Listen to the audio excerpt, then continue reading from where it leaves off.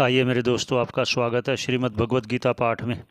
और सबके मंगल की कामना करते हुए ईश्वर को याद करते हैं।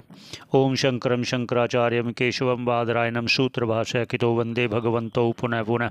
ईश्वरो गुरुरात्मेति मूर्ति भेद विभागने व्योमवत् व्याप्त देहाय दक्षिणामूर्ते नमः। ओम शांति शांति शांति।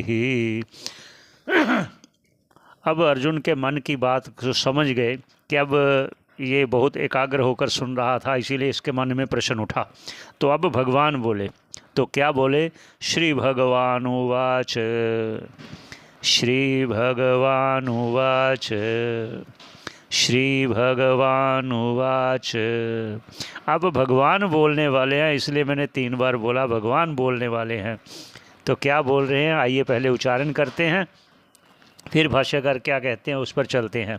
क्योंकि आज प्रश्न किया है उसने, अर्जुन ने, इतने जो 43 श्लोक सुनने के बाद, तब भगवान फिर बोलेंगे तो आप सुनना चाहिए एकाग्र होकर। कहते हैं, उच्चारण करते हैं।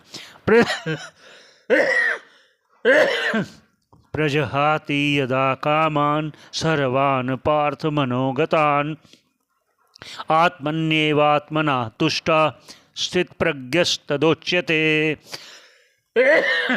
भगवान कहते हैं, हे अर्जुन सुनो। कह रहे हैं भाष्यकार क्या लिखते हैं?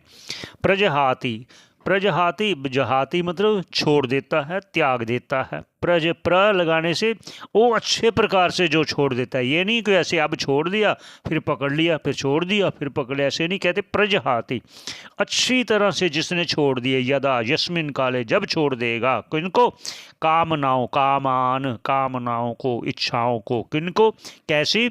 सर्वान सभी इच्छाएं, जितनी भी इच्छाएं हैं, सर्वान हे पार्थ जब वो छोड़ देगा। तो मन, कौन सी कामनाएं? मनोगतान, जो मन में छिपी हुई हैं, मन में बैठी हुई हैं। वो कब छोड़ देगा?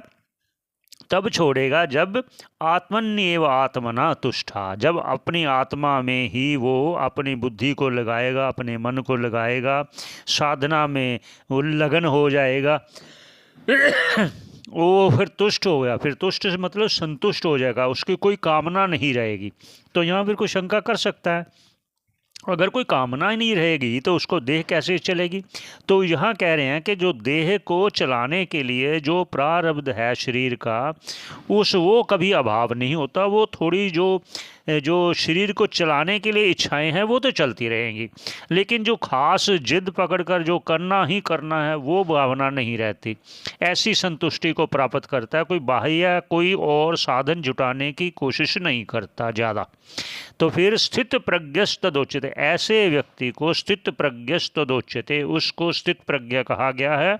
स्थित प्रज्ञा मतलब जिसकी स्थिति आत्मा में ही है, जिसका ध्यान मन बुद्धि आत्मा में लगी हुई है, उसको, जिसको कहते हैं ना समाधि में वो लीन हो गया, उसका बाह्य कोई संबंध नहीं रहता ज़्यादा, पर व्यवहार थोड़ा बहुत तो रहता ही रहता है। वो तो व्यवहार रहेगा, जब तक देह है तब तक व्यवहार रहेगा।